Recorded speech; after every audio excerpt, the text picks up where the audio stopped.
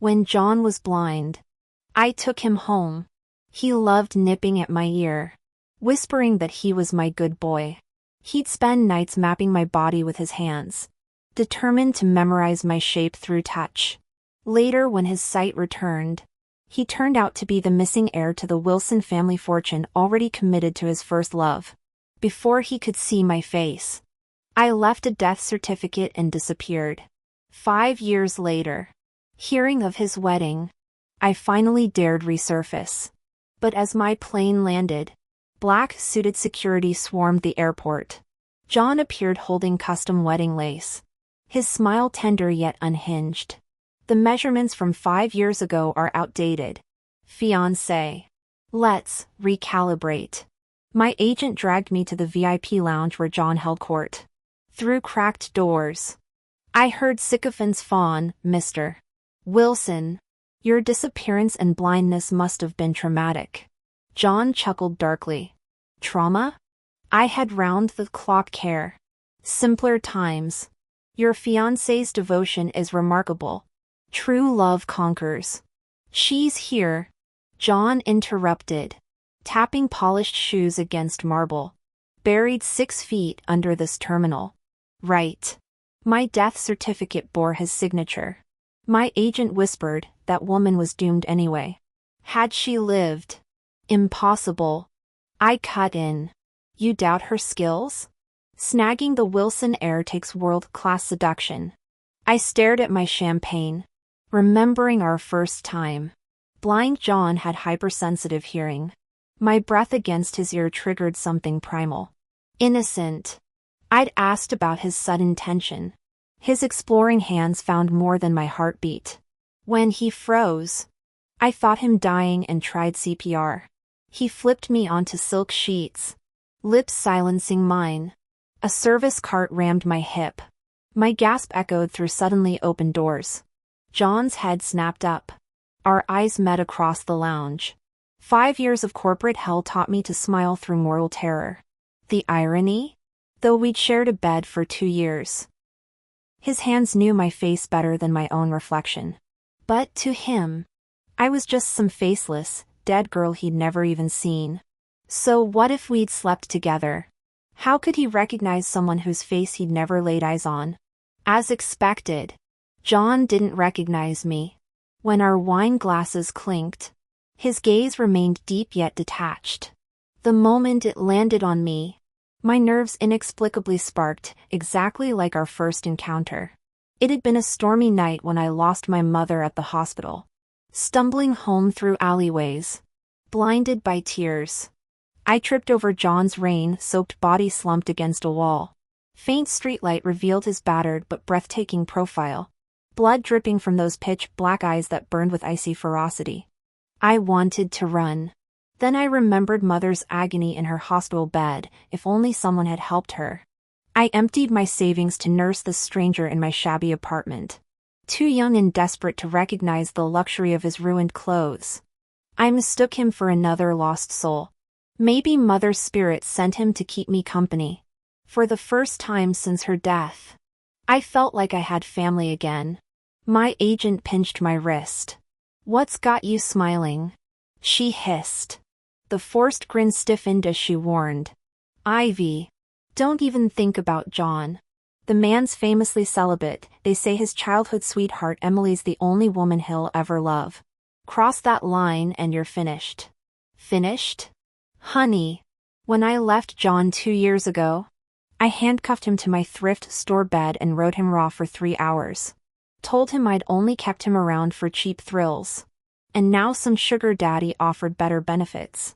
His roar still echoes, "Ivy, when I catch you, I'll make you scream until your voice gives out." Doubt even blindness humiliated him that much. Good thing I'm already dead. Thank you for that, Emily. I wandered into the hotel garden after the toast. Only to freeze. John stood silhouetted against moonlight. Cigarette glowing between elegant fingers. "Resurrected," he said without turning. My blood iced.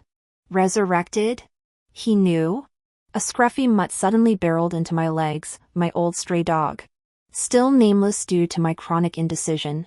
John actually adopted it? And named it Resurrection. Resurrection what? My own fake death resurrection? I shivered involuntarily. If he knew I was alive and had tricked him, the consequences would be unthinkable. Resurrection. Behave. John stubbed out his cigarette, beckoning the puppy. But the dog went wild, circling my feet. Overjoyed after our long separation. Seems my dog adores you. John's gaze settled on my face. Calm yet penetrating.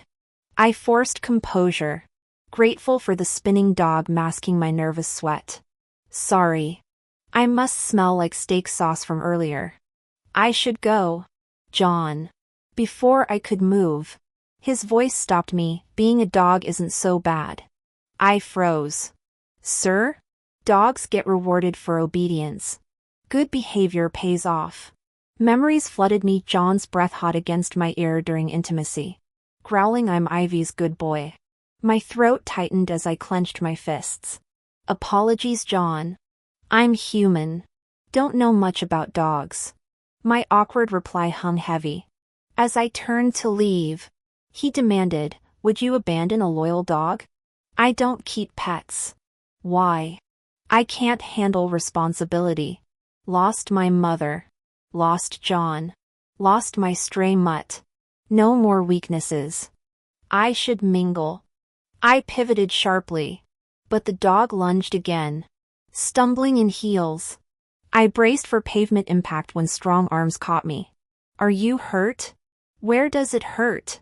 His familiar urgent tone vibrated through his chest where my face pressed. Just like those 2 years of tender care that made me believe in forever. John? You've been out here ages. Emily's honeyed voice shattered the moment. I didn't need to look. His childhood sweetheart.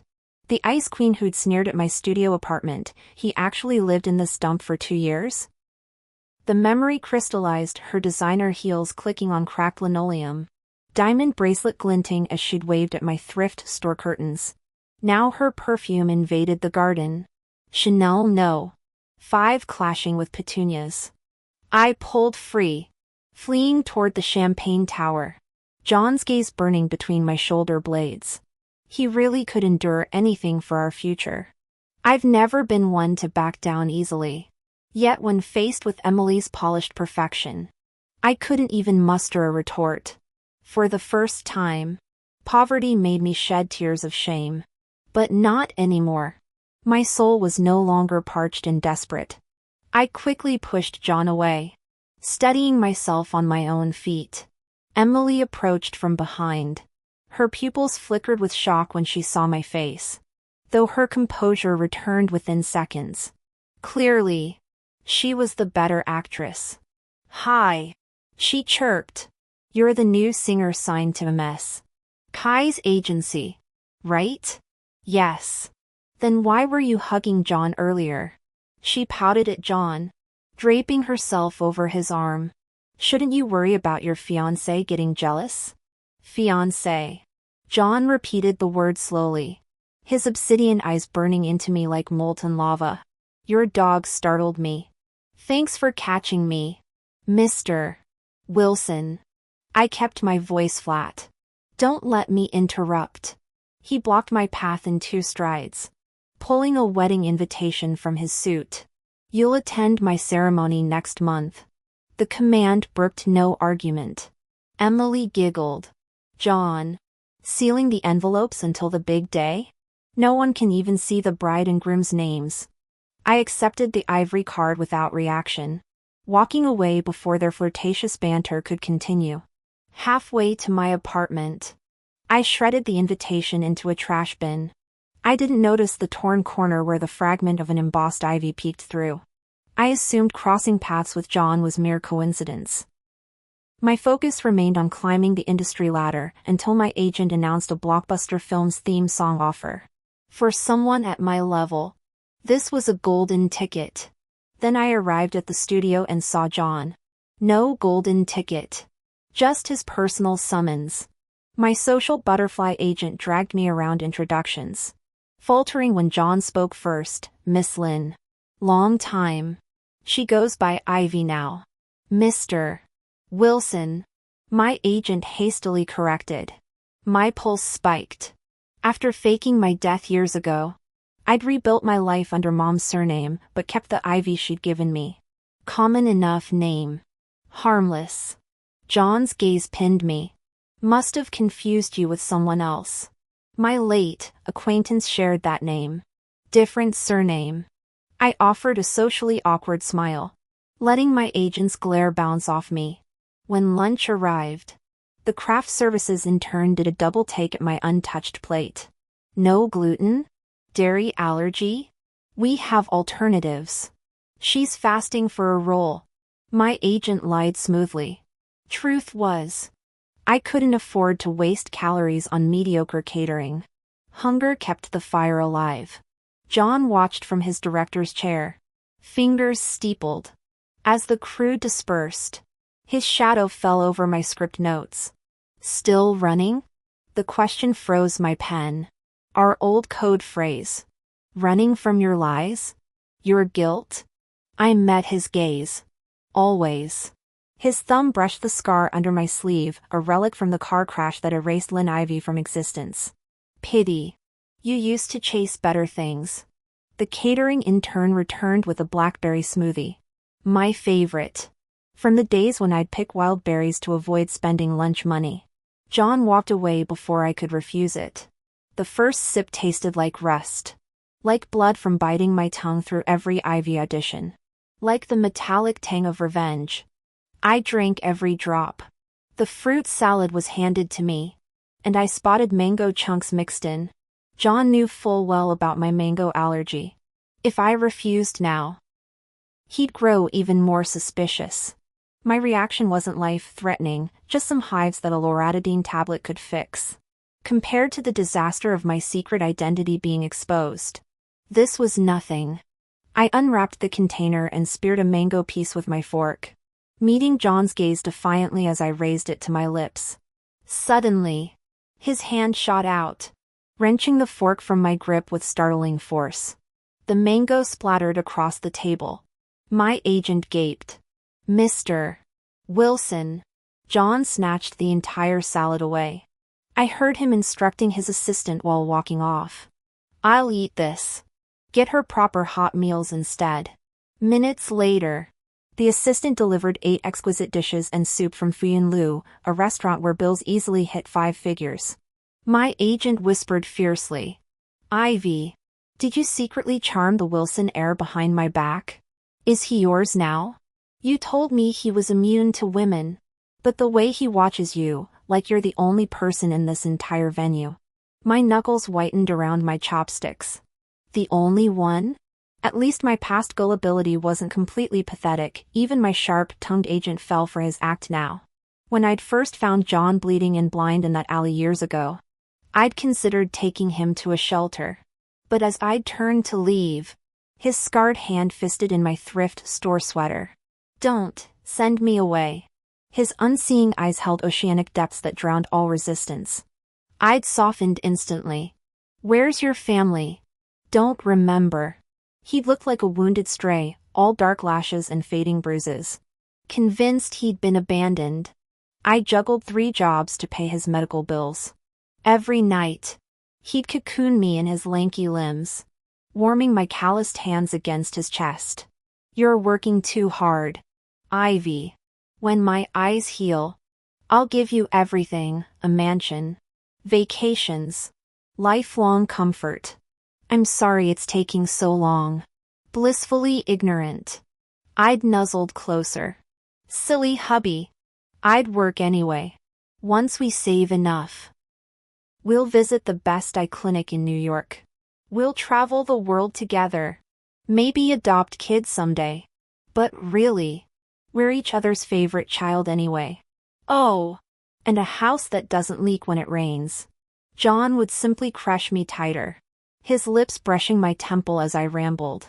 I never questioned how a supposed amnesiac could promise luxury so easily, or notice the pained guilt flickering behind his sightless eyes. He pinned me down, stripped me naked, and fucked me over and over. That way, my mouth could only moan. not say anything else.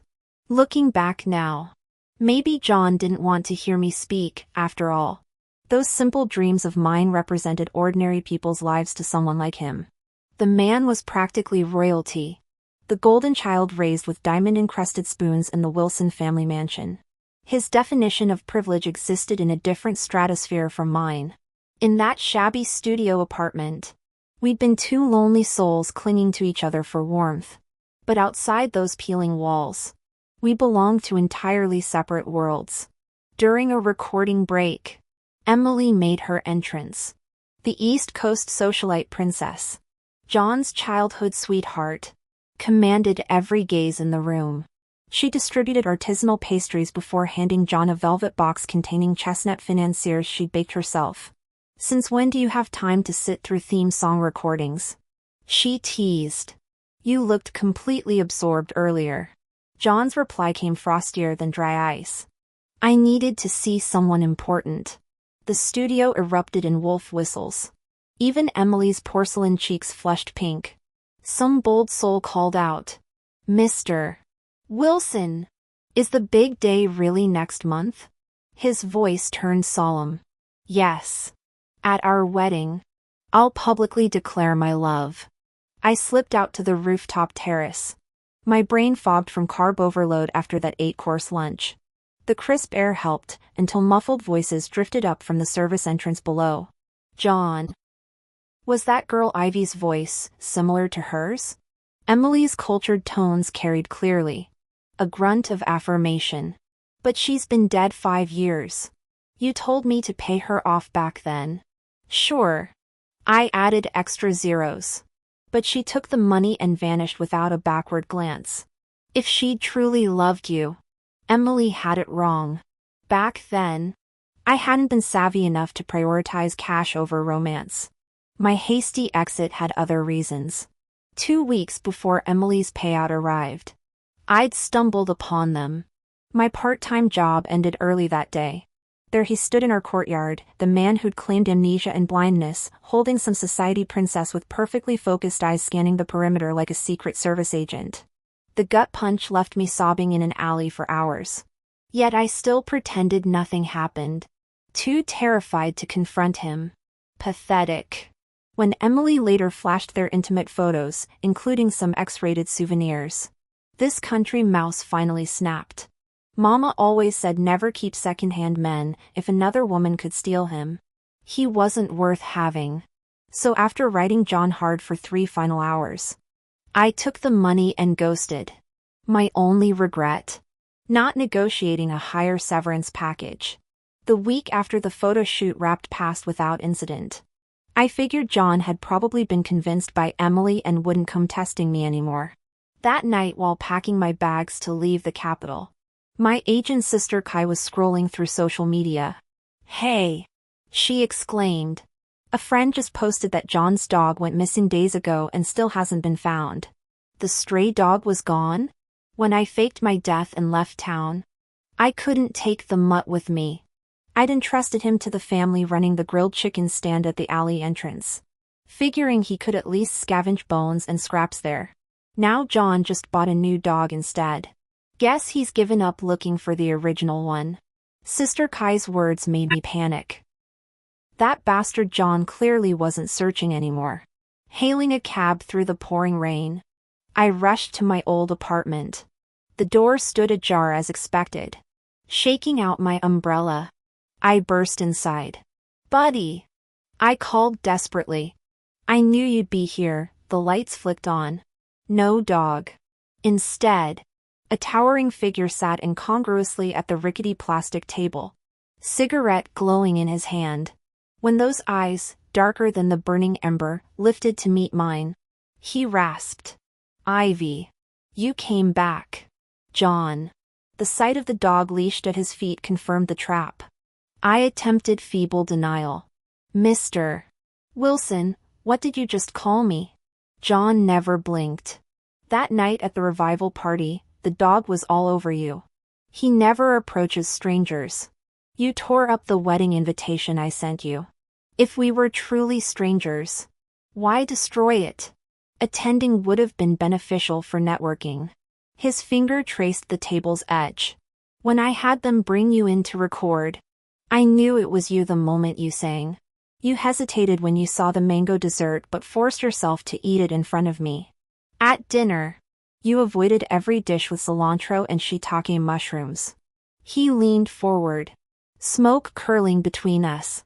And Ivy, his voice dropped. Did you really think I wouldn't recognize the body I've touched countless times? Since the charade was thoroughly exposed, I dropped the act. Fine. I'm Ivy. What do you want? John? Ride a man then run away? John stalked toward me, predatory grace radiating danger. I braced for violence. That night I'd taken him roughly, left us both sore for days. If I'd suffered, surely he had too. But John simply raised his hand and cupped my cheek. Frosted fingertips traced my features with devastating tenderness. Turns out, he murmured, you look exactly like I imagined. All these years, his thumb brushed my lip. I've pictured your face 10,000 times. But reality, his gaze burned. You're the most beautiful woman I've ever seen. I didn't flinch. Having fun playing rich boy. Mr. Wilson? His hand stilled. Ivy. He breathed. The single syllable cracked like aged whiskey over ice, smooth, intoxicating, and laced with decades of longing. Look. You've climbed back to the top with power and wealth in your hands. And now you're feeling nostalgic about those poverty-stricken love games we played? You actually want to relive that? Fine. Pay me, and I'll play along. I met John's glare head on. Perhaps my dead, serious expression angered him. His jaw tightened as he ground out. All you care about is money. You'd abandon your name and family for it. Wouldn't you? Absolutely, I tilted my chin. In fact, taking $3 million to fake my death and disappear was downright stupid. You're the crown prince of the Wilson dynasty. Saving your life should have been worth $30 million at least. John suddenly lifted me off my feet. His mouth crashed against mine before I could react, one hand yanking off his tie to bind my wrists. When his lips trailed down to my collarbone, I stopped struggling. Want to fuck? Go ahead. I've already slept with you when you were a blind nobody. Doing it now that you're the untouchable heir would just be an upgrade. His breathing turned ragged with fury. For a heartbeat, I thought he'd throw me onto the $100 mattress behind us. Instead, he carried me outside without explanation. The mansion's marble floors gleamed as John set me down in the foyer. He knelt to replace my boots with fleece-lined slippers, then rose to claim my mouth again. When his teeth grazed my throat, I taunted. Why not the rental unit? Too filthy for His Highness now? His lips stilled against my skin. You've got allergies. Those sheets hadn't been washed in months. For 3 seconds, my pulse stuttered. Then I remembered, I wasn't the girl who'd weep over scraps of kindness anymore. Once you learn to nurture your own soul, others' pity becomes irrelevant. My traitorous nose chose that moment to run. Snot dripped onto John's knuckles as he reached for tissues without hesitation. He returned with nasal spray and a steaming mug of red date tea. His movements practiced. How domestic. My smile didn't reach my eyes. Does Emily get this royal treatment too? Why would she? His brow furrowed. We're not involved. Even with wedding invitations circulating? Your elite circles really are something. I'm not marrying her. The porcelain clinked as he set down the mug. Those childhood engagement talks were our grandparents' drunken ramblings. I barked a laugh. Save the lies. John. You've never spoken a truthful word since faking amnesia. His throat worked silently before he whispered. What if I said I want to marry you? Don't. The word sliced through the room. You lost that right when you chose deception. You'll always be the heir. I'll always be the musician. Our roads stopped intersecting years ago. All his earlier intensity drained away. The man who'd kissed like a conqueror now knelt before me. Gaze lowered. The sharp lines of his face softening into something dangerously close to remorse. The large hand clutching the tissue I'd used to wipe my nose trembled slightly. Knuckles standing out white.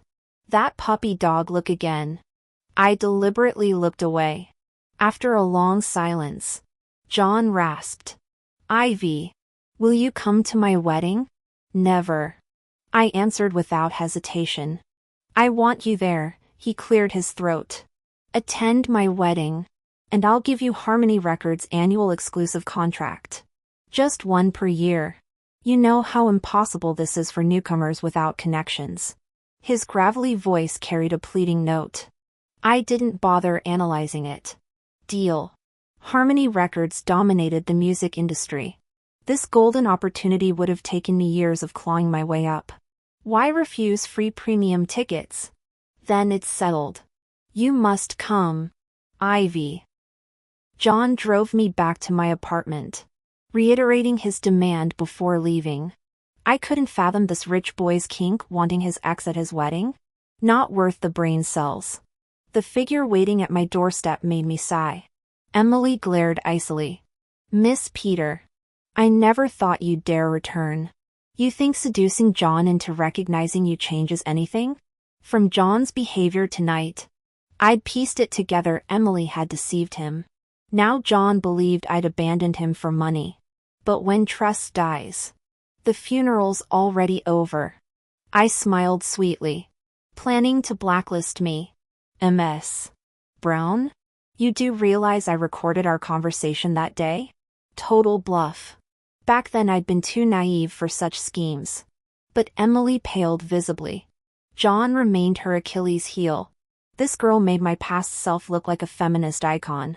Experience taught me, retreat invites invasion. Emily finally left speechless. At the elevator, she hissed over her shoulder, our wedding's next month. First week. I know.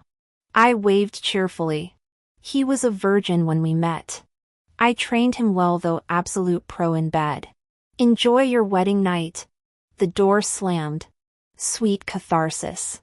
Emily's past humiliations had faded until I remembered her kicking over that table, shattering Mom's photo frame. Now we're square. Signing with Harmony Records buried me in work. I'd have forgotten the wedding if not for my agent's reminder. The invitation required tearing open on-site for entry. When I ripped mine, the crowd gasped. Groom, John, bride, Ivy. Mayhem erupted. Emily's mascara ran rivers as security escorted her out. The incident quickly trended on social media, dominating the top 5 hashtags. Hashtag John Wilson Ivy Peter. Hashtag Who is John Wilson's bride. Hashtag Emily Brown fake bride. Hashtag Ivy Peter the science dark past. Hashtag fake death CEO plot IRL. John stood at the altar in his groom's attire, addressing the media about past events. He admitted fault for hiding his identity during the Wilson family's corporate turmoil to protect me. He clarified never making commitments to Emily or her family, emphasizing he'd only announced his wedding plans without specifying the bride. Knowing Emily's temperament, John revealed he'd anticipated her smear campaign to label me a homewrecker. Once rumors spread, even disproven lies leave permanent scars. He stated, vowing to crush the scheme preemptively. The billionaire heir then approached my stunned self, kneeling with an engagement ring. My refusal went viral overnight, transforming me into the internet's darling underdog. Memes flooded platforms. Finally, a decent guy found in the wild. Scion redemption arc? Cheaters suck. Make him suffer. Queen Ivy. Capitalizing on the publicity, I released my 3 years in making album. It topped charts nationwide, earning industry awards and massive followings. My largest fan? John himself. Post-rejection, the Wilson heir launched an over-the-top courtship, luxury car motorcades for my award shows, appearing at every public appearance, bulk buying my endorsed products for fan giveaways, illuminating entire downtown skylines for my birthday. Hashtag is the billionaire winning yet became daily trending fodder. I maintained radio silence, focusing on my career grind. Outsiders must sprint twice as hard. I often reminded myself. Leaving a hotel event tonight. Headlights blinded me. A van accelerated directly toward my stilettoed figure. Before impact, familiar arms tackled me sideways. John's body absorbed the collision as we tumbled, his back hitting concrete while shielding me completely. Chaos erupted. Hospital scans showed my unscathed condition versus John's fractured vertebrae requiring bed rest. Police apprehended the driver, a corporate rival's hired hand. John Wilson was forced to stay hospitalized for several days. My agent MS. Kai kept hinting I should visit him. I remained silent, staring at the rusty key in my palm, the one that had fallen from his suit when he'd lunged to protect me during the accident. This was the key to my childhood home in Southern Rivers. After Mom's death when I couldn't afford a Beijing burial plot, I'd interred her ashes there. In my haste to fake my death and disappear years ago, I'd left it behind. How did John have this? I booked a flight ticket and immediately flew to Southern Rivers. The weathered wooden door creaked open to reveal spotless floors instead of cobwebs. Fresh mountain air carried the scent of recently changed floral offerings around Mom's portrait displayed prominently on rosewood altar. Dozens of sealed envelopes crowded the incense burner. The earliest one dated back 5 years, precisely when John had regained his vision but pretended otherwise. Dearest wife Ivy, if you're reading this, I've temporarily left our home but never abandoned you. Remember we exchanged vows before Mom's spirit?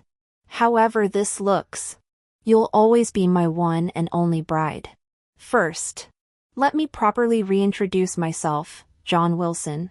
Eldest son of Wilson family. Heir to Wilson Holdings. 6 feet 2 inches. Social security number. As I turned to leave, Granny Zhang from next door called out. Ivy? Where's that handsome husband? He comes every festival with truckloads of offerings, even rebuilt all our village fences last year after kicking the old ones down when someone claimed you were dead. Cried like a heartbroken puppy eating my sweet potatoes last winter. Kept calling your name. Back in Beijing's private hospital suite. John choked on his congee when I appeared. He stumbled over 4 tubes. Freshly casted arms swinging wildly as hot porridge spilled across his designer pajamas. His assistant whispered, Mr. Wilson. MS. Peter came voluntarily. Stop. I grabbed his uninjured elbow as he almost tripped over a chair. His visible happiness hurt worse than any argument.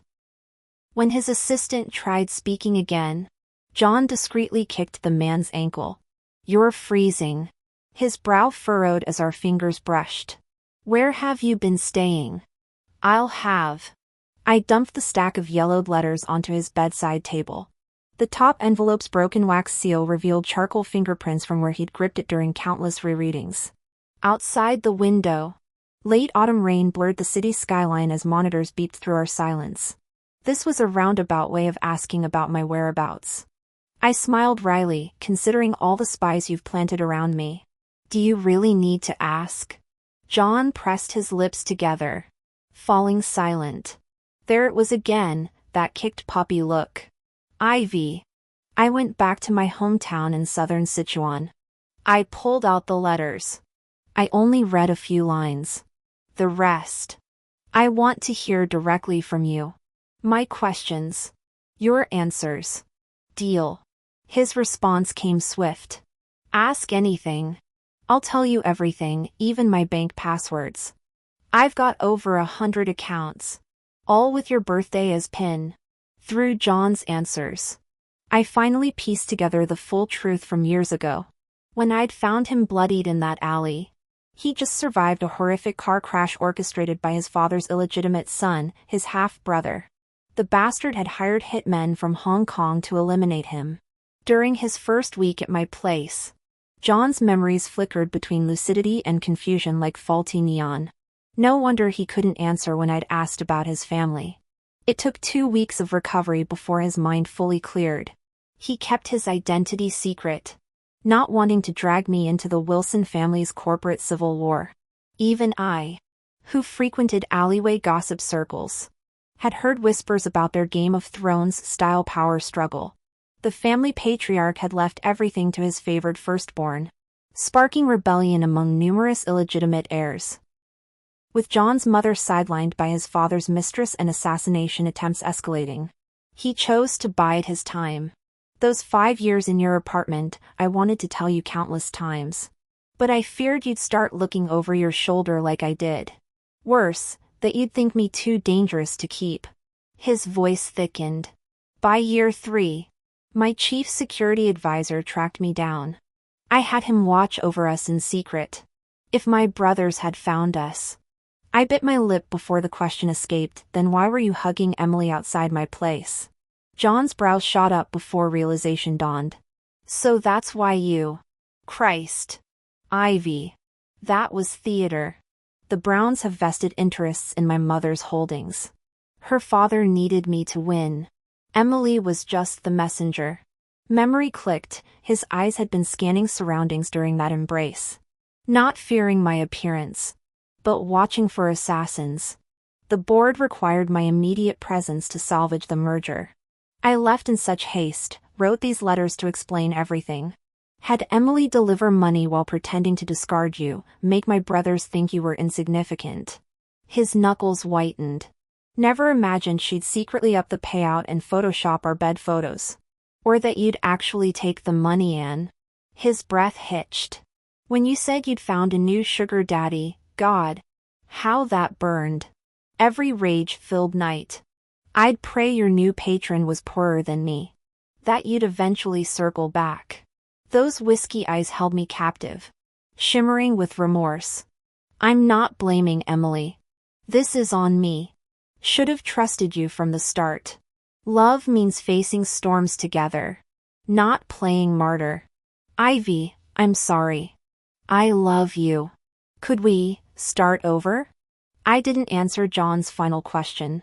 After all the misunderstandings from the past were cleared up, I realized we'd both made mistakes.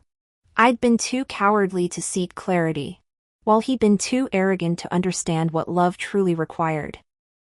Real love means sharing burdens, big and small, together. Our 5 years apart weren't anyone's fault but our own failure to learn how to love properly. A month later, John was discharged from the hospital. I posted on Twitter that I'd met someone special and was waiting for the right moment to confess my feelings. He never asked who it was. Only texting, if he ever treats you poorly, tell me. I'll punch his lights out. When I called him back, I said, got some gossip for you. Remember that cringy viral video stunt at your wedding?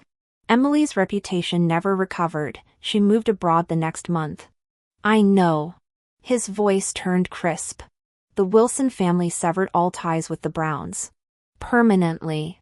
If you want Emily to suffer more consequences. I laughed. She's actually been refreshingly mature. Apologized yesterday and told me she's already remarried overseas. Had twin boys. She even asked when I'd finally take you back. And what did you say? Didn't you see my tweet? I'm waiting to confess to someone. Oh. A beat passed before he countered. You? Met any new men lately? Too busy. You? Work's been hectic. John deflected. His tone softening. You're on set now? Did you eat breakfast? Auntie Kai must have packed it. It was you who prepared it. Wasn't it? Silence. I could picture his guilty puppy dog expression, no. More like a stubborn guard dog. All dominance and intensity masking his carefulness. He'd keep doing this no matter how many times I told him to stop. Then play the wounded innocent when confronted. By the way, I added, your mother visited me last week. What? I'll talk to her. She said you're not getting younger and asked if I'd reconsider marrying you. His breath hitched audibly. I told her I'm confessing to someone at my concert next month. You'll come, right? John? Can't. Business trip to New York. His voice plummeted. The line going so quiet I thought he'd thrown his phone into a river. I bit back laughter. What a shame. Without the main guest. I'll have to pick someone else to love. A thunderous crash erupted, probably his phone hitting the floor, followed by his assistant's yell, "Mr. Wilson, stop running. Your car's this way. I'll drive, your hand isn't healed enough." 3 years after marrying John, we welcomed a daughter. When she turned 5, we took her to my childhood home in the northern mountains. Kneeling in the old clay house, our girl's bright voice echoed through the pines, "Grandma, I'm Nina. Mommy and Daddy brought me to see you. Daddy promised to take good care of her. So don't worry. Grandma, Mommy says you sang beautifully. I'm learning too. Want to hear my song?" I leaned against John's chest, tilting my head to look at our daughter who shared her mother's delicate features. Contentment washed over me as I watched her perform. When the little songbird finally tired, John hoisted her onto his back and we began our leisurely walk home, the sun's first rays painting the horizon. "John," I murmured. He turned with that familiar tilt of his head, dawnlight catching in eyes that still made my breath catch after all these years, warm bourbon pools holding lifetimes of devotion. Rising on tiptoes, I brushed my lips against his ear. "You should know, I've loved you since that very first collision at the campus library." The memory of our meet cued my scattered papers. His flustered apologies warmed me more than the rising sun. A slow smile bloomed across his face, brighter than the molten gold spilling across the sky. His arms tightened around our sleeping child as he leaned down, the morning breeze carrying his whispered vow against my lips, "And I'll love you through every sunset we're granted." Ivy. In that crystalline moment, with our daughter's steady breathing between us and his promise lingering in a honeyed light, I understood this truth as deeply as my own heartbeat. John loved Ivy with a constancy that outshone even the eternal sunrise.